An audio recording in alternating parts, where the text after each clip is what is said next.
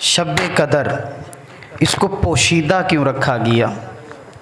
اللہ تعالیٰ نے یہ نہیں فرمایا کہ پورے سال کی کسی راتوں میں یہ ایک رات ہے، پھر یہ نہیں کہا کہ رمضان شریف کی ساری راتوں میں سے کوئی ایک رات ہے، پھر یہ نہیں فرمایا کہ آخری عشرے کی 10 راتوں میں کوئی ایک رات ہے، بلکہ فرمایا آخری عشرے کی طاق راتوں میں ایک رات ہے، خیر من الف شہر، جو 1000 مہینے سے افضل ہے۔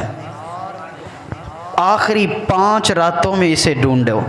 اللہ چاہتا تو بتا سکتا تھا کہ فلاں رات شب قدر کی رات ہے، لیکن نہیں بتایا، اس لیے کہ تاکہ مصطفیٰ کریم کی امت کم از کم رمضان شریف کے آخری عشرے کی 5 طاق راتوں میں تو اللہ تعالیٰ کو منائے اور عبادت کرے نا۔ کم از کم 5 راتیں تو اٹھو نا، 5 راتوں میں تو تلاش کرو نا، تمہیں شب قدر مل جائے گی۔ اس لیے یہ راز ہے، اللہ کی حکمتیں ہیں ہر کام میں کہ اللہ نے شب قدر کو بھی پوشیدہ رکھا ہے۔